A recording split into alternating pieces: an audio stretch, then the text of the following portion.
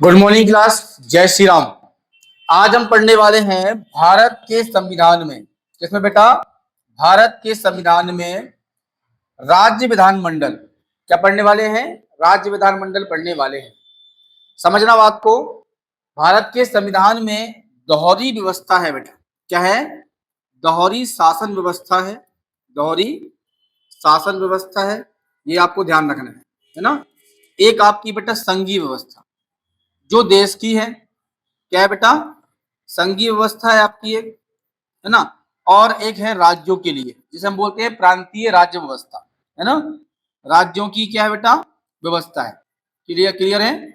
तो जो संघीय है उसको केंद्रीय राज्य व्यवस्था बोल सकते हैं, और राज्यों की है वो से प्रांतीय राज्य व्यवस्था भी बोल सकते हैं, या प्रांतीय व्यवस्था भी बोल सकते हैं। दोहरी शासन प्रणाली है हमारे भारत में। राज्यों के लिए अलग कानून बनाने का अधिकार है और केंद्र के लिए अलग है।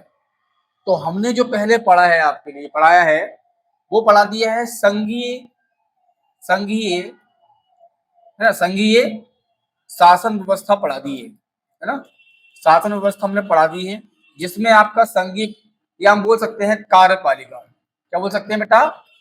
कार्यपालिका बोल सकते हैं। क्लियर है? शासन कार्यपालिका, है ना। इसमें बेटा संसद होती है। संसद होती है। केंद्र में कानून बनाने का अधिकार किसको होता है? संसद को होता है। संसद में दो सदन होते हैं, एक होता है लोकसभा, एक होता है राज्यसभा। ये हमारे केंद्रीय जो आपके विषय हैं या संबंधी विषय हैं उन पर कानून बनाती है, और सब व्यक्तियों पर, भारत के सभी व्यक्तियों पर, सभी नागरिकों पर एक समान लागू करती है। क्लियर है? ये संघीय व्यवस्था हो गई। वैसे ही हमारे भारत में एक और व्यवस्था है प्रांतीय, है ना, प्रांतीय कार्यपालिका या राज्य कार्यपालिका, है ना, जिसे हम बोलते हैं राज्य राज्य विधानमंडल। क्या बोलते हैं? राज्य विधानमंडल बोलते हैं। और आज हम पढ़ेंगे बेटा राज्य विधानमंडल में विधान परिषद, है ना। छोटा सा टॉपिक है, इसको पढ़ लेते हैं आज की क्लास में और कल की क्लास में। दो क्लास दूंगा मैं आपको, है ना। मैं चाहूं तो एक क्लास में खत्म कर सकता हूँ, बट मैं चाहता हूं कि आपको संविधान की हर एक बात समझ आए, ताकि आपके एग्जाम में कोई क्वेश्चन आता है तो आप वहां पर कर सको। ठीक है, चलिए स्टार्ट करते हैं। पहले तो अपन पहली बात, है ना, जैसे अपनी अधिक कार्यपालिका की बात करेंगे। क्या बेटा? कार्यपालिका की बात करेंगे तो हमारे भारत में जो है कार्यपालिका दो है। एक आपके है संघीय कार्यपालिका। क्या है बेटा? संघीय कार्यपालिका। संघीय कार्यपालिका बोलते हैं, इसे हम केंद्रीय कार्यपालिका बोलते हैं। ये आपकी व्यवस्था हो गई आपकी। दूसरी है बेटा, है ना, राज्य कार्यपालिका। क्या है? राज्य कार्यपालिका। ये राज्यों के लिए अलग से है ना। हर राज्य में एक कार्यपालिका होती है और केंद्र में भी एक कार्यपालिका होती है ना। जब इसकी बात करेंगे तो इसमें संसद होती है। क्या होती है बेटा? संसद होती है। संसद में संवैधानिक प्रमुख कौन होता है? राष्ट्रपति होता है। कौन होता है बेटा? राष्ट्रपति होता है। इसमें दो सदन होते हैं। क्लियर है? दो सदन होते हैं। एक होता है आपका लोकसभा, एक क्या होता है? लोकसभा, और एक होती है राज्यसभा। क्लियर है? दो सदन हो गए। ये आपकी हो गई संघीय कार्यपालिका, जो संसद बोलते हैं। संसद में आपके दो सदन हैं, राष्ट्रपति हैं। क्लियर है? वहीं हम बात करेंगे राज्य कार्यपालिका, इसे हम बोलते हैं बेटा विधानमंडल। क्या बोलते हैं? विधानमंडल। मैं आपको कंपेयर करते हुए पढ़ा रहा हूं, ध्यान रखना। आपको ऐसा नहीं है कि मैंने उसको छोड़ दिया, इसको पढ़ो, सिर्फ कंपेयर कर रहा हूं मैं आपको। आपको दिक्कत नहीं आएगी समझने में। यदि आप संसद को अच्छे से पढ़ा है तो आपको राज्य की कार्यपालिका को पढ़ने में बिल्कुल भी दिक्कत नहीं आएगी, कोई परेशानी नहीं आएगी। समझ रहे हो बात को? यदि आपने ये नहीं पढ़ा है तो फिर आपको दिक्कत ही दिक्कत आने वाली है। इसीलिए ये क्लासेस जिसने नहीं पढ़ी है वो यूट्यूब पर पूरी अपलोड है, वहां जाके आप देख सकते हैं। ठीक है ना। विधानमंडल जो राज्यों के लिए होता है, इसमें जो प्रमुख प्रमुख होता है बेटा वो होता है राज्यपाल। राज्यपाल भी मैंने आपके लिए पूरा पढ़ा दिया है। क्लासेस आपके यूट्यूब पर है, वो देख सकते हो आप, जिसने नहीं देखी है ना। राज्यपाल, और इसके बाद इसमें दो सदन होते हैं बेटा, है ना। दो सदन होते हैं। एक होता है विधानसभा। क्या होता है बेटा? विधानसभा होता है आपका। और एक होता है विधान परिषद। क्या होता है बेटा? विधान परिषद। क्लियर है? अब देखो, समझना बात को, ये विधान परिषद मध्य प्रदेश के जो स्टूडेंट हैं उनको ये पल्ले नहीं पड़ रही होगी बात कि विधान परिषद क्या है। हमारे यहाँ पर तो विधानसभा है भैया, हम विधान परिषद को जानते ही नहीं है। जिसने नहीं पढ़ा होगा ना, तो विधान परिषद भी इसका सदस्य होता है ना। सबसे बड़ी कंडीशन ये है बेटा, जिस भी राज्य में विधान परिषद होगी या नहीं होगी, है ना, ये निर्णय लेता है विधानसभा। कौन लेता है? विधानसभा निर्णय लेता है ना। और मेरे हिसाब से जिस भी राज्य सरकार में विधानसभा और विधान परिषद है, वहां के कानून बनने में बहुत आसानी होती है ना। मतलब बनने में नहीं, बनने में तो टफ होगा, लेकिन जो कानून बनेगा ना वो एकदम परफेक्ट बनेगा। क्यों बनेगा बेटा? क्योंकि जब भी कोई कानून बनता है तो यहाँ पर पारित होने के बाद यहाँ भी जाता है, संसद की तरह यहाँ भी पारित होता है, यहाँ भी पारित होता है। दोनों में पारित होने के बाद राष्ट्रपति हस्ताक्षर करते हैं, सहमति देते हैं, फिर वो कोई कानून बन पाता है। वैसे ही बेटा, यदि राज्य में, जिस राज्य में विधान परिषद है, तो दोनों में ही आपका जो है बिल जो है आपका पारित होगा, फिर राज्यपाल के पास जाएगा। समझना बात को। और जिस राज्य में विधानसभा नहीं है, तो वो यहाँ पर पारित होगा और डायरेक्ट कहाँ जाएगा? राज्यपाल के पास जाएगा। राज्यपाल सहमति देंगे और वो काम आपका कानून बन जाएगा, वो बिल। समझना बात को ध्यान से। और हिसाब जो देखा जाए तो दोनों सदन होना चाहिए, क्योंकि जब भी कोई कानून बनता है तो वो एकदम परफेक्ट बनता है, क्योंकि दो सदन उस पर अपनी सहमति देते हैं, तो परफेक्ट बनेगा, है ना। और एक विधानसभा अकेली बनाएगी ना बेटा, तो एक अधिकार हो गया भाई, विधानसभा ने पारित कर दिया, राज्यपाल को हस्ताक्षर करना है, तो यहाँ एक अधिकार होता है, वहां काम थोड़ा सा है, एक अधिकार में जाता है ना। जहां विधानसभा होती है वहां एक अधिकार हो गया ना, विधानसभा ने जो पारित कर दिया उसको राज्यपाल को सहमति देना ही पड़ेगा, क्योंकि ये तो बंधा हुआ व्यक्ति है ना, इसको सहमति देना ही पड़ेगा। राष्ट्रपति भी जो है बेटा आपका लोकसभा से बंधा हुआ है, लोकसभा जो बोलेगी, मंत्री परिषद जो बोलेगा, मंत्रिमंडल जो बोलेगा वो करना पड़ेगा, क्योंकि मैंने बोला था ना, नाम मात्र की शक्ति है इनके पास भी नाम मात्र शक्ति है, तो विधानसभा जो बोलेगी, मंत्री परिषद जो बोलेगा वही करना पड़ेगा। लेकिन जब भी कोई कानून बनता है तो दोनों में जब पारित होता है तो विधान परिषद के पास भी वही अधिकार होते हैं जो विधानसभा के पास होते हैं। सिर्फ एक अधिकार को छोड़कर धन विधेयक का पूरा अधिकार किसके पास होता है? धन विधेयक का पूरा अधिकार विधानसभा के पास होता है। क्लियर है? ठीक उसी प्रकार से लोकसभा में के पास होता है, केंद्र में, वो मैं आपको बता चुका हूँ। धन विधेयक को छोड़कर सब अधिकार इसके पास होते हैं। क्लियर है? तो जो भी कानून बनेगा वो परफेक्ट बनेगा, है ना। जैसे कि ऐसा हम देख सकते हैं बेटा, घर, फैमिली देख लो आपकी, जैसे फैमिली है आपकी, फैमिली में कोई व्यक्ति जो है ना आपका, घर कब बनता है? घर कब बनता है? जब एक सदस्य जो होता है, चाहे वो लड़का हो या लड़की हो, है ना, उसकी शादी कर दो आप, है ना। शादी कर दोगे, सदस्य दूसरा आ जाएगा, है ना। कौन आ जाएगा बेटा?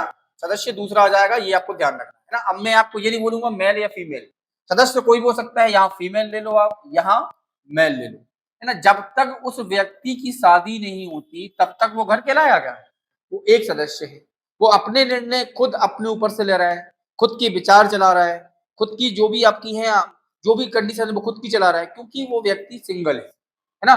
जो भी काम करेगा वो एक एक अधिकार रूप से करेगा, मुझे करना है ना, ये करना है, मतलब उसको साथ देने वाला कोई व्यक्ति है ही नहीं, उसके गलत सही का बताने वाला कोई है ही नहीं है, जो उसने सोच लिया वो कर लिया, है ना। समझ रहा हो? एक सदस्य होता है। क्लियर है? वहीं इसके बाद उसकी शादी कर ली जाती है ना, शादी होने के बाद उसकी जिंदगी में एक सदस्य और जुड़ जाता है ना। अब बेटा वो क्या हो गया? दो सदन हो गए। जैसे कि मान लो पहले क्या था, वो सिंगल था, अब क्या हो गया? वो दो सदन हो गए, एक आपका मेल और एक आपका फीमेल हो गया।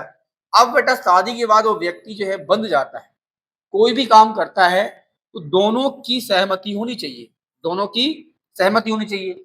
यदि कोई व्यक्ति या मेल हो या फीमेल हो, यदि कोई व्यक्ति अपने निर्णय खुद लेता है तो वो व्यक्ति उसको टोकता है, उसमें कुछ गलत सही बताता है, उस, है ना, करना तो वो काम है, लेकिन उसमें कुछ संशोधन कर देता है ना, कुछ ऊपर नीचे कर देता है, कुछ अपडेट करवा देता है ना। यदि गलत भी हो रहा होगा उसको संशोधन करके, उसको सही करके, उसको सही करवा देता है ना।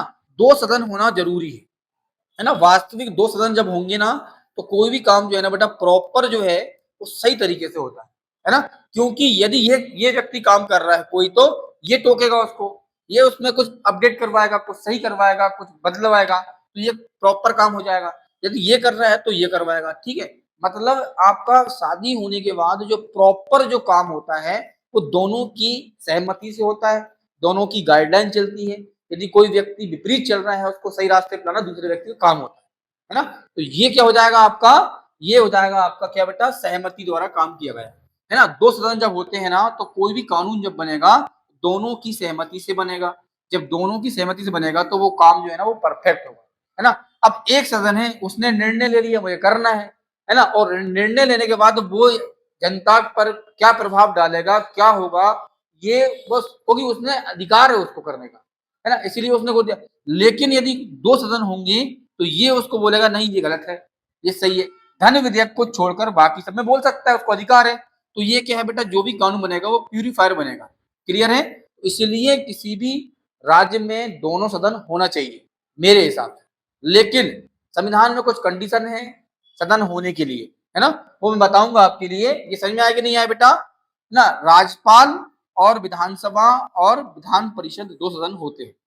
क्लियर है। किसी भी यदि हम देखा जाए तो किसी भी राज्य विधानमंडल में, है ना। चलिए अब हम पढ़ेंगे राज्य विधानमंडल को प्रॉपर तरीके से आगे, है ना बेटा। अब समझ गए ना बेटा क्या होता है राज्य में। एक होता है राज्यपाल होता है, राज्यपाल होगा आपका। इसमें एक होता है विधानसभा, क्या होती है बेटा, विधानसभा होती है ना, विधानसभा होती है। और एक होता है बेटा विधान परिषद, क्या होता है, विधान परिषद होता है। ये आपको समझना है, ठीक है। एक होता है विधान परिषद और एक होता है विधानसभा, ठीक है ना। विधानसभा को डायरेक्ट जनता द्वारा चुना जाता है गुप्त मतदान के द्वारा। जिनकी आयु 18 साल हो चुकी है वो व्यक्ति वयस्क कहलाता है। और वयस्क व्यक्ति ही, है ना, जो है आपका वो विधानसभा के चुनाव में अपने अपने क्षेत्र से विधायक को चुनते हैं, उसको वोट देते हैं और वो यहाँ पर आकर विधानसभा में बैठ जाता है। ये जो आपका सदन है आपका जनता द्वारा चुना जाता है ना। ये कहलाता है निम्न सदन। क्या कहलाता है बेटा, निम्न सदन कहलाता है। ये आपको ध्यान रखना, ठीक है ना। ये भंग हो सकता है, क्या हो सकता है बेटा, भंग हो सकता है। इसको जब चाहे जब उसको भंग कर सकते हैं यदि सरकार ठीक से काम नहीं कर रही है, भंग भी हो सकता है। ये निम्न सदन है। ठीक जो लोकसभा के बारे में बताया था सेम टू सेम वही है। लोकसभा को भी भारत की जनता द्वारा चुना जाता है। इसीलिए धन विधेयक पर सबसे ज्यादा अधिकार किसका होता है, धन विधेयक मतलब जनता का जो पैसा है उस पर अधिकार किसका है, जनता द्वारा चुने गए सदस्य का होता है ना। तो ये आपका जनता द्वारा चुना गया सदस्य सदन होता है। विधानसभा ये निम्न सदन होता है ना। ये भंग हो सकता है। क्लियर है। इनका चुनाव हर 5 साल में होता है ना। फिर नई सरकार बनती है आपकी। तो ये कंडीशन आपको मैं कब पढ़ाऊंगा, विधानसभा में पढ़ाने वाला। आज हम पढ़ने वाले हैं विधान परिषद। क्या पढ़ने वाले बेटा, विधान परिषद, है ना। चलिए अनुच्छेद 169 की बात करेंगे। अनुच्छेद 169 में डायरेक्टली ये बोला गया है कि राज्यसभा जो आपकी है, क्या बेटा, है ना, सॉरी राज्यसभा, इसमें ये है आपका अनुच्छेद 169 में क्या है आपका, विधान परिषद का, इसका बेटा विधान परिषद का गठन कैसे होगा और उसका समापन कैसे होगा, है ना। समापन और गठन के बारे में प्रावधान है ना। किसी भी राज्य में विधान परिषद का गठन भी कर सकते हैं और उसका समापन भी कर सकते हैं। ये प्रावधान 169 एक्ट आर्टिकल में है। ये आपको समझना है ना। ये मतलब जो है ये सदन जो है ना बेटा ये विधानसभा के ऊपर निर्भर है। विधानसभा चाहेगी तो विधान परिषद का गठन कर सकती है, मतलब इसकी स्थापना कर सकती है। विधानसभा चाहे तो इसको समाप्त भी कर सकती है, ये समझ लो आप, है ना।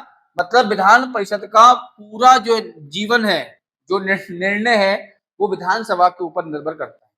अनुच्छेद 169 तो डायरेक्ट बोलता है, संविधान में लिखा हुआ है कि राज्य की विधानसभा चाहे तो विधान परिषद का गठन कर सकती है, मतलब दो सदन उसमें हो सकते हैं, है ना। इसके ऊपर निर्भर करता है। अब ये बताओ कौन सी विधानसभा चाहेगी कि उसके काम में कोई अड़चन लगाए, है ना, क्योंकि ये सदस्य बन गया तो ये इसके काम में अड़चन तो लगाएगा ना भाई। इसमें कोई यदि मान लो कोई बिल यदि यहाँ प्रस्तावित हो गया है, पारित हो गया है ना, इसके पास तो आएगा ना। अब इसके काम में ये रुकावट डालेगा तो विधानसभा के ऊपर निर्भर है कि वो गठन करे या ना करे। इसीलिए हमारे राज्यों में जो है ना इसकी जो है ना आपकी संख्या कम है। ये 6 राज्यों में है बस, है ना, 6 राज्यों में। ये आपको समझना है, ठीक है। क्योंकि विधानसभा के ऊपर निर्भर करता है कि राज्य में विधान परिषद होना चाहिए या नहीं होना चाहिए। लेकिन संविधान के 169 अनुच्छेद में लिखा हुआ है कि विधान परिषद का गठन भी हो सकता है और समापन भी हो सकता है। उस पर निर्भर करता है बेटा विधानसभा पर। किस पर निर्भर करता है बेटा? विधानसभा पर निर्भर करता है। विधानसभा चाहे तो इसका गठन भी कर सकती है और इसका समापन भी कर सकती है, मतलब इसको है ना खत्म भी कर सकती है। जिस राज्य में है, मतलब 6 राज्यों में है, तो विधानसभा चाहे तो उनको खत्म भी कर सकती है ना। और यदि विधानसभा किसी अन्य राज्य की चाहे तो यहाँ पर आपकी जोड़ भी सकती है विधान परिषद, है ना। इसको जोड़ने या हटाने का एक बेटा प्रस्ताव होता है ना। या तो पूर्ण बहुमत से पारित कर दे, पूर्ण बहुमत से क्या कर दे बेटा? पूर्ण बहुमत से विधेयक को पारित कर दे, है ना, विधेयक को पारित कर दे, या उपस्थित सदस्य, है ना, जितने भी उपस्थित सदस्य हैं ये मतदान देने वाले हैं, है ना, उनके 2/3 बहुमत से, किससे? 2/3 बहुमत से बिल को पारित कर दे, है ना, पारित कर दे करती है। ऐसी स्थिति में विधान परिषद का गठन हो सकता है ना। मान लो मध्य प्रदेश की बात कर ले। किसकी बात कर ले बेटा? मध्य प्रदेश राज्य की बात कर लेते हैं, है ना। मध्य प्रदेश राज्य की बात कर लेते हैं। मान लो मध्य प्रदेश राज्य है, मध्य प्रदेश राज्य में विधान परिषद नहीं है। समझना बात को, मैंने मध्य प्रदेश को क्यों लिया है? मध्य प्रदेश के निवासी हो आप लोग, मध्य प्रदेश को इसीलिए लिया है मैंने, है ना। तो मध्य प्रदेश में अभी हाल ही में क्या है? ओनली विधानसभा है, विधान परिषद नहीं है। मध्य प्रदेश के विधानसभा के ऊपर है, किसके ऊपर बेटा? विधानसभा के ऊपर है, विधानसभा के ऊपर है कि वो विधान परिषद चाहती है कि नहीं चाहती है। यदि चाहती है तो वो क्या करेगी? विधानसभा में पूर्ण बहुमत से क्या करेगी बेटा? बिल को पारित कर देगी, है ना। कर देगी बेटा, पूर्ण बहुमत से बिल को पारित कर देगी, है ना। यदि पूर्ण बहुमत से नहीं कर पाती है तो जिस दिन बैठक होगी उस दिन सदस्य जो होंगे जो उपस्थित होंगे, ध्यान रखना, जो उपस्थित होंगे या मत देने वाले होंगे, उनके 2/3 बहुमत से यदि बिल को पारित कर देती है ना, और राज्यपाल के, अब क्योंकि बेटा विधानसभा है, और राज्यपाल के हस्ताक्षर करवा लेती है। किसके बेटा? राज्यपाल के हस्ताक्षर करवा लेती है, फिर संसद में भेजती है। कहाँ भेजती है? संसद में भेजती है। संसद में प्रक्रिया पूरी हो जाएगी आपकी, क्योंकि जब राज्य की विधानसभा ने इसको पारित करके भेजा है और एक संविधान के अकॉर्डिंग भेजा है 2/3 बहुमत से या पूर्ण बहुमत से, और राज्यपाल के हस्ताक्षर भी कर दिए, मतलब सहमति भी ले ली है, तो संसद उसको डायरेक्टली बोल रही भैया आप बना लो, है ना। तो इस बहुमत से मध्य प्रदेश यदि ये प्रोसेस करता है तो मध्य प्रदेश में क्या हो जाएगा बेटा? विधान परिषद का गठन हो जाएगा। क्लियर है? समझ में आया कि नहीं आया बेटा? ये होता है विधान परिषद को बनाने का तरीका, ये समझ लो आप। ये होता है विधान परिषद को बनाने का तरीका। क्लियर है? मध्य प्रदेश ने बेटा ये प्रोसेस कर ली है और राज्यपाल के हस्ताक्षर करने के बाद संसद में भेज दी बात को, तो मध्य प्रदेश में विधान परिषद आपकी बन जाएगी। ये समझ लो आप। क्लियर है ना। तो ये समझना है आपके लिए। समझने क्या है बेटा? विधानसभा के ऊपर निर्भर करता है, यदि वो पूर्ण बहुमत से कोई बिल को पारित करती है, यदि पूर्ण बहुमत नहीं हो पाते हैं तो सदस्यों के जो उपस्थित सदस्य हैं उनके 2/3 बहुमत से कोई बिल को पारित करती है और राज्यपाल के हस्ताक्षर करवा के संसद में भेजेगी तो विधान परिषद बन जाएगी। क्लियर है? यदि मान लो किसी राज्य को हटाना है विधान परिषद, तो हटाने की विधि सेम टू सेम है जैसे उत्तर प्रदेश है आपका, है ना। उत्तर प्रदेश में क्या है बेटा? विधान परिषद है ना। क्या है? विधान परिषद है। अब यही process same to same Uttar Pradesh करके और अपने राज्यपाल के हस्ताक्षर करके संसद में भेजता है, तो वो बेटा विधान परिषद जो है ना आपकी समाप्त हो जाएगी। क्या हो जाएगी बेटा? समाप्त हो जाएगी। मतलब समाप्त करने के लिए भी सेम टू सेम प्रोसेस है और इसको गठन करने का भी सेम टू सेम प्रोसेस है ना। अब ये निर्भर करता है राज्य की विधानसभा पे कि वो नए सदन को लाना चाहती है विधान परिषद को या नहीं लाना चाहती। ये विधानसभा पर निर्भर करता है, राज्य की विधानसभा। क्लियर है? ये समझ लो आप बेटा। ठीक है? क्लियर है? समझ लो बात को ना। तो मतलब अनुच्छेद 169 में संविधान में आपका लिख दिया है कि राज्य जो है आपका, राज्य में विधान परिषद का गठन भी कर सकती है और समापन भी कर सकती है ना। इसका अधिकार किसको गठन करने का और समाप्त करने का? राज्य की विधानसभा को है। राज्य की विधानसभा ये प्रोसेस करके आपकी यदि राज्यपाल के हस्ताक्षर कर संसद में भेजेगी तो वो पारित हो जाएगा। पारित होने के बाद वो विधान परिषद बन जाएगी। यदि वो हटाना चाहती है तो प्रोसेस यही रहेगी और वो हट भी जाएगा। क्लियर है? चलिए आगे बढ़ जाते हैं बेटा। आगे क्या है आपका? आगे हम बात करेंगे किसकी बेटा? हमारे जो मतलब देखिए विधान परिषद की बात करें तो विधान परिषद मान लो किसी राज्य में है ना, विधान परिषद मान लो किसी राज्य में है, ठीक है। अब विधान परिषद किस राज्य में किसमें है बेटा? तो विधान परिषद है आपके 6 राज्यों में, ठीक है ना। पहले 7 में हुआ करता था, लेकिन जम्मू कश्मीर पुनर्गठन अधिनियम 2019 में जो हुआ था, तो जम्मू कश्मीर पहले राज्य था 2019 से पहले, है ना। तो जम्मू कश्मीर पुनर्गठन अधिनियम 2019 के तहत वो राज्य का दर्जा था, उसको वो हटाकर उसमें से 2 निकाल दिए केंद्र शासित प्रदेश, एक लद्दाख और एक जम्मू कश्मीर। तब से वहां की जो विधान परिषद है वो समाप्त हो गई है ना। अब कितने राज्यों में बनी बेटा? तो 6 राज्यों में आपकी जो है विधान परिषद है। क्या है बेटा? 6 राज्यों में क्या है? विधान परिषद परिषद है, ये आपको समझना है। 6 राज्यों में क्या है बेटा? आपकी विधान परिषद है। यदि हम बात करें उत्तर प्रदेश में, है ना, पहला क्या है आपका? उत्तर प्रदेश में है।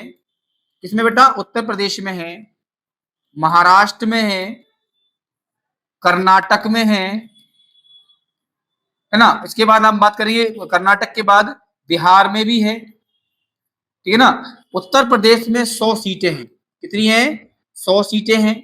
महाराष्ट्र में 78 सीटें हैं, ठीक है। और यदि बात करें कर्नाटक में तो बेटा 75 सीटें हैं। कितनी है?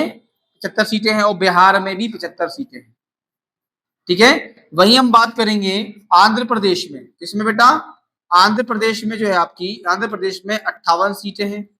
कितनी है? 58 सीटें हैं। वही हम बात करेंगे तेलंगाना, तेलंगाना है आपकी, उसमें है बेटा 40 सीटें। कितनी है? 40 सीटें। तो इस प्रकार से 6 राज्यों में जो आपकी है विधान परिषद है। बाकी 22 राज्यों में विधान परिषद नहीं है, ठीक है ना। 28 राज्य हैं वर्तमान में आपके, 6 राज्यों में विधान परिषद हैं। मतलब 6 राज्यों में, है ना, जो आपका विधानमंडल है उसमें कौन कौन है बेटा? राज्यपाल भी है। कौन है? राज्यपाल भी है, विधानसभा भी है, विधानसभा भी है, और विधान परिषद भी है। क्या है बेटा? विधान परिषद है। ये 6 राज्यों में ये प्रोसेस, ठीक है ना। इन 6 राज्यों में कैसी विधानमंडल है बेटा? इस प्रकार की विधानमंडल है। वही हम बात करेंगे जो 22 राज्य हैं आपके, उसमें क्या है? ओनली राज्यपाल है, राज्यपाल के पास ओनली विधानसभा है, विधानसभा है, क्योंकि उनके पास विधान परिषद नहीं है, ये ओनली है बस। क्लियर है? ये है आपके और राज्यपाल है। बाकी जिन 6 राज्यों की प्रोसेस इस प्रकार से है ना। समझ में आया कि नहीं है बेटा? तो 6 राज्यों में आपकी क्या है? आपके विधान परिषद है। उत्तर प्रदेश में आपकी 100 सीटें हैं, महाराष्ट्र में 78 सीटें हैं, कर्नाटक में 75 सीटें हैं, बिहार में 75 सीटें हैं, आंध्र प्रदेश में 58 सीटें हैं, और तेलंगाना में 40 सीटें हैं। क्लियर है? ये समझ लो आप। क्लियर है? अब इसकी एक प्रोसेस समझो बेटा, इसकी एक प्रोसेस समझो आप, है ना। इसकी प्रोसेस क्या है ना। यदि किसी राज्य में विधान परिषद बनाना है, यदि किसी राज्य में विधान परिषद बनाना है, ये समझो आप, है ना। यदि किसी राज्य में विधान परिषद बनाना है तो उसका प्रोसेस क्या है ना। मान लो किसी राज्य में विधान परिषद गठन होने वाला है, तो प्रोसेस क्या रहेगी बेटा? जिस राज्य में विधान परिषद बनाना है, जिस राज्य में, जिस राज्य में क्या बनाना है बेटा? विधान परिषद बनाना है या है ना, या बनाना है या है, मान लो इन राज्यों में है ना, या किसी नए राज्य में बनाना है, तो सबसे पहले तो उसमें कंडीशन क्या लगेगी बेटा? कंडीशन ये रहेगी, है ना। कंडीशन क्या रहेगी पहली? कि यदि अधिकतम सीट रखना है तो विधानसभा की कुल सीटों की, कुल सीटों की 1/3 से ज्यादा नहीं होना चाहिए, नहीं होना चाहिए। ये अधिकतम सीटें हैं बेटा, ठीक है। ये अधिकतम सीटें हैं। यदि किसी राज्य में विधान सभा, किसी राज्य में विधान परिषद बनाना है या है, तो अधिकतम सीट कितनी होंगी? उस राज्य की विधानसभा की कुल सीटों का 1/3 से ज्यादा नहीं होना चाहिए, है ना। सपोज कर लो आप मध्य प्रदेश है, मध्य प्रदेश में मान लो विधान परिषद बनाना है, तो मध्य प्रदेश की सीटें कितनी बेटा? 230 सीटें हैं। अब इसका 1/3 कितना होना चाहिए? 1/3। तो लगभग मान लो लगभग 77 सीटें हो सकती है मध्य प्रदेश में, अधिकतम। ये कितनी है बेटा? अधिकतम सीटें हैं, अधिकतम सीटें हैं, ठीक है। मध्य प्रदेश में यदि मान लो विधान परिषद बनना है, कभी कभी आगे चल के बनाना है, तो मध्य प्रदेश में वर्तमान में विधानसभा की सीटें कितनी है बेटा? ये विधानसभा की सीटें हैं, तो कितनी है? 230। तो विधानसभा की सीटों का 1/3 से ज्यादा नहीं होना चाहिए। 1/3 मतलब ये 1/3 हो गया। अब 1/3 अपन ने 3 का काटा अपन ने, तो लगभग 76 पॉइंट कुछ आएगा। तो 77 मान लो आप, 77 सीटें हो सकती है मध्य प्रदेश में यदि विधान परिषद बनती है अधिकतम सीटें। लेकिन दूसरी कंडीशन क्या है ना, कम से कम 40 तो होना ही चाहिए, है ना, कम से कम 40 सीटें तो होना ही चाहिए, ये भी एक कंडीशन है, ठीक है ना, कम से कम 40 सीटें तो होना ही चाहिए, तब विधान परिषद बनेगी, है ना। यदि किसी राज्य में विधान परिषद बनाना है या होना है, तो भैया उसमें अधिकतम सीटें उस राज्य की विधानसभा के जो सीटें होती हैं कुल, उनकी 1/3 से ज्यादा नहीं होना चाहिए, लेकिन कम से कम 40 तो होना ही चाहिए। जैसे आंध्र प्रदेश तेलंगाना की है, कम से कम 40 सीटें, मतलब 40 सीटें उसके पास है, मतलब इसने बना दी, तो कम से कम 40 सीटें तो होनी ही चाहिए।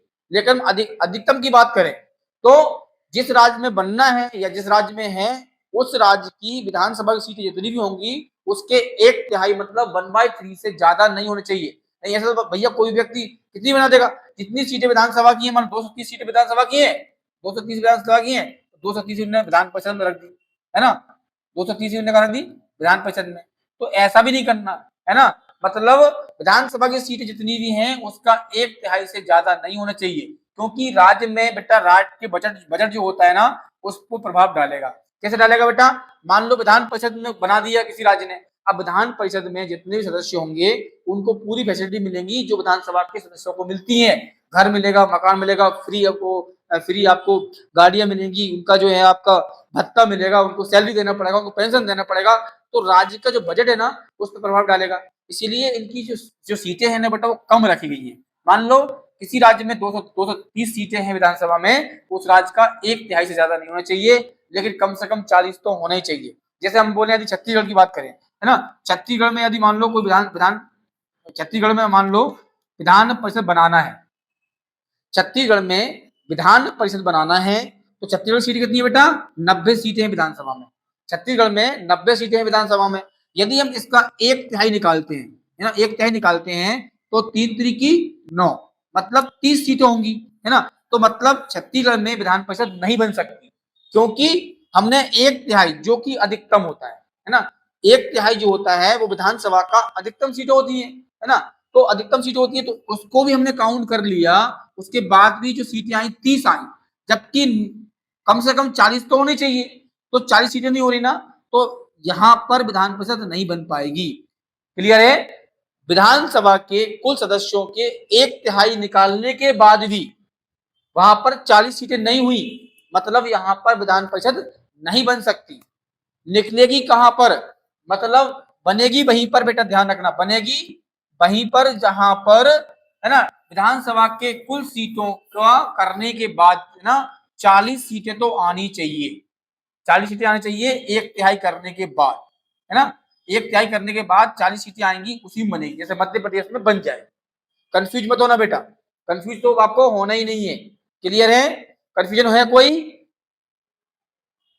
नहीं है? चलो ठीक है, ठीक है। तो हमारे भारत में 6 राज्यों में क्या है बेटा? विधान परिषदें हैं। उत्तर प्रदेश में 100 सीटें हैं, महाराष्ट्र में 78 सीटें हैं, कर्नाटक में 75 हैं, बिहार में 75 हैं, आंध्र प्रदेश में 58 है और तेलंगाना में आपकी 40 है ना। तो राज्य कैसे बनेगी वो बता दी मैंने आपके लिए, ये आपको ध्यान रखना है। और कंडीशन क्या है? जिस भी राज्य में विधान परिषद है या बनाना है, तो उसमें आप ये ध्यान रखना पड़ेगा, जिस भी राज्य की बात करेंगे उस राज्य की विधानसभा की सीटें देखेंगे, उन सीटों में 1/3 करेंगे। क्या करेंगे बेटा? 1/3 करेंगे, 1/3 का मतलब करेंगे, और उससे ज्यादा सीटें विधान परिषद में नहीं होनी चाहिए। उस राज्य की विधानसभा से 1/3 से ज्यादा सीटें नहीं होनी चाहिए। लेकिन 1/3 करने के बाद भी 40 सीटें नहीं आ रही है ना, जो कि विधान परिषद की कम से कम सीटें कहलाती हैं, 40 भी नहीं आ रही हैं, तो उस राज्य में विधान परिषद नहीं बन सकती। क्लियर है? ये समझ लो आप। चलो आगे बढ़े, है ना। और ये बेटा ये कंडीशन जो आपकी बताई मैंने आपको कि विधान परिषद में कम से कम जो है आपकी 40 सीटें होनी चाहिए, कम से कम जो है ना आपकी 40 सीटें होनी चाहिए, और अधिकतम कितनी होनी चाहिए? विधानसभा के कुल सदस्यों की 1/3 सीटों से ज्यादा नहीं होनी चाहिए। ये अनुच्छेद 171 में दिया है, ध्यान रखना। अनुच्छेद 171 में दिए हैं, ये आपको ध्यान रखना है। संविधान के अनुच्छेद 171 में 171 में दिया गया है कि विधान परिषद में जो सीटें होंगी वो कम से कम 40 तो होनी चाहिए, और अधिकतम यदि बात करेंगे तो अधिकतम में जिस राज्य की विधान परिषद की बात कर रहे हैं उस राज्य की विधानसभा की सीटों के 1/3 से ज्यादा नहीं होनी चाहिए। क्लियर है? ये अनुच्छेद 171 बोलता है, आपको ध्यान रखना है। ठीक है, चलिए आगे हम बात करेंगे बेटा उसके कार्यकाल की। किसकी बात करेंगे? कार्यकाल की, है ना। विधान परिषद के कार्यकाल की बात करेंगे, विधान परिषद के कार्यकाल की बात करेंगे, है ना। विधान परिषद के सदस्यों का कार्यकाल, है ना, सदस्यों का कार्यकाल की बात करेंगे बेटा, तो कार्यकाल कितना है इसका बेटा? प्रत्येक सदस्य का जो कार्यकाल है ना, प्रत्येक सदस्य का जो कार्यकाल है बेटा वो है 6 वर्ष का। कितना है बेटा? 6 वर्ष का है, ये आपको ध्यान रखना है ना। विधान परिषद के सदस्यों का यदि कार्यकाल की बात करेंगे तो कार्यकाल है 6 वर्षों का, लेकिन हर 2 साल में, है ना, हर 2 साल में, है ना, 1/3 जो होते हैं आपके, है ना, 1/3 सदस्य क्या होंगे आपके? 1/3 सदस्य जो है ना क्या होंगे बेटा? अवकाश लेंगे। क्या लेंगे? अवकाश लेंगे, है ना। अवकाश लेने के बाद इतने ही लोगों का चुनाव किया जाएगा। कितने बेटा? 1/3 सदस्यों का क्या होगा? निर्वाचन होगा। क्लियर है? 1/3 सदस्यों का क्या होगा बेटा? निर्वाचन होगा। 1/3 सदस्यों का अवकाश लेंगे, है ना, और फिर डबल से चुनाव होगा। ये आपको ध्यान रखना है ना।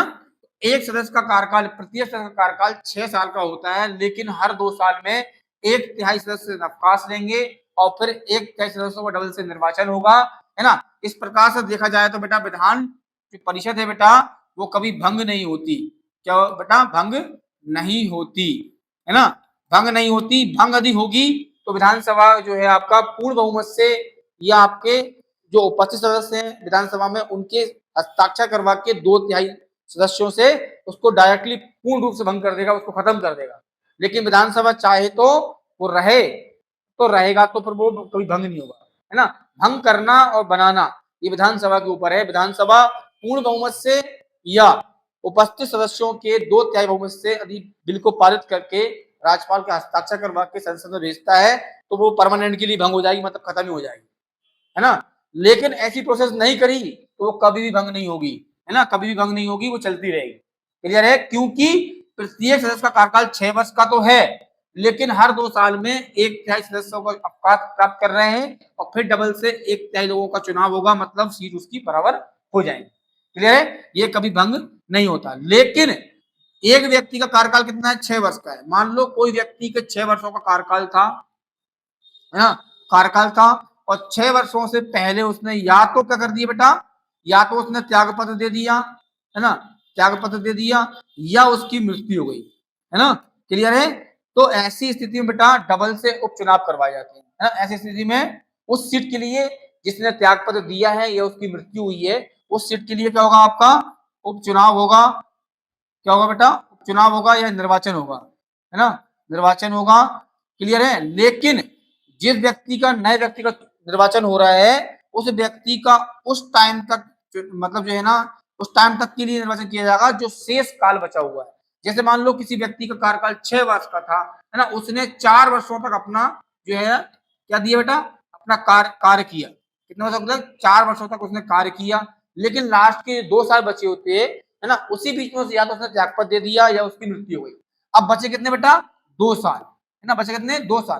तो 2 साल के लिए एक नए व्यक्ति का चुनाव किया जाएगा और उसका जो कार्यकाल रहेगा बेटा वो 2 वर्ष का ही रहेगा, क्योंकि शेष जो बचा हुआ कार्य रहेगा उसी के लिए निर्वाचन किया जाएगा। क्योंकि पहले 4 साल वो व्यक्ति कर चुके थे, पहले जब उनकी मृत्यु हो गई वो, तो 4 साल तो कर चुके थे, बाकी शेष जो बचा वो 2 साल के लिए उसका निर्वाचन होगा। शेष जो बचा होता है ना, जो एक्स्ट्रा टाइम बचा होता है 2 साल, उसके लिए ही निर्वाचन होगा, है ना। बाकी 6 साल के लिए उसका नहीं होगा, क्योंकि वो किसी दूसरे व्यक्ति के सीट पर अपना स्थान ले रहा है, ना कि वो डायरेक्टली चुना जा रहा है 6 वर्ष के लिए, है ना। डायरेक्ट 6 वर्ष के लिए नहीं चुना जा रहा है, वो किसी ऐसे व्यक्ति की जगह पर जा रहा है या तो उसने त्यागपत्र दे दिया है या उसकी मृत्यु हो गई, है ना। तो इसीलिए उस व्यक्ति के स्थान पर है, इसलिए उनका जो कार्यकाल रहेगा वो सीट का 6 वर्ष का ही रहेगा। अब वो सीट खाली हो गई, जितने समय के लिए वो खाली हुई है उतने समय के लिए ही उसका निर्वाचन किया जाएगा। ये आपको समझ लेना। क्लियर है? ये आपका कार्यकाल होगा आपका, ध्यान रखना। और विधान परिषद कभी भी भंग नहीं होगी, ध्यान रखना। उनका कार्यकाल 6 वर्ष का होता है। हर 2 साल में 1/3 लोग अवकाश लेते हैं और इसके बाद 1/3 लोग डबल से उसमें निर्वाचन किया जाता है, फिर जोड़ दिया जाता है ना। और एक व्यक्ति का कार्यकाल 6 वर्ष का होता है, लेकिन 6 वर्ष पूर्ण करने से पहले यदि उस व्यक्ति की मृत्यु हो जाती है और त्यागपत्र देता है तो शेष जो बचा हुआ कार्यकाल होता है उसके लिए एक व्यक्ति का निर्वाचन किया जाता है जो शेष काल तक ही रहेगा, जो बचे हुआ समय रहता है उसके लिए ही रहता है। क्लियर है। और इनका जो चुनाव होता है बेटा, वो ध्यान रखना, एकल समानुपातिक प्रतिनिधित्व प्रणाली जो होती है आपकी, प्रणाली जो होती है ना, एकल समानुपातिक प्रतिनिधित्व प्रणाली की एकल संक्रमणीय मत पद्धति द्वारा ना, एकल संक्रमणीय मत पद्धति द्वारा होता है, ध्यान रखना, पद्धति द्वारा होता है। जिस प्रकार से राष्ट्रपति का होता है, उपराष्ट्रपति का चुनाव होता है ना, राज्यसभा का चुनाव होता है, उसी प्रकार से विधान परिषद का चुनाव भी उसी विधि के द्वारा किया जाता है। ये आपको ध्यान रखना है। समानुपातिक प्रतिनिधित्व प्रणाली के एकल संक्रमणीय मत पद्धति द्वारा इसका चुनाव किया जाता है इनके सदस्यों का। क्लियर है, ये आपको ध्यान रखना है ना। और जो भी व्यक्ति इस चुनाव में खड़ा होगा उसकी उम्र कम से कम जो है आपकी 30 वर्ष तो होनी चाहिए, 30 वर्ष तो होनी चाहिए, ये आपको ध्यान रखना है ना। जो व्यक्ति इस चुनाव में खड़ा हो रहा है उस व्यक्ति की उम्र 30 साल तो होनी चाहिए, 30 ईयर्स तो होनी चाहिए। और चुनाव होगा समानुपातिक प्रतिनिधि प्रणाली के एकल संक्रमणीय मत पद्धति द्वारा इनका चुनाव होता है, जिस प्रकार से राज्यसभा का होता है, उपराष्ट्रपति का होता है और राष्ट्रपति का होता है, उसी विधि के द्वारा इनके सदस्यों का चुनाव किया जाता है। ठीक है बेटा, अब मिलेंगे अपन नेक्स्ट क्लास में। जय श्री राम।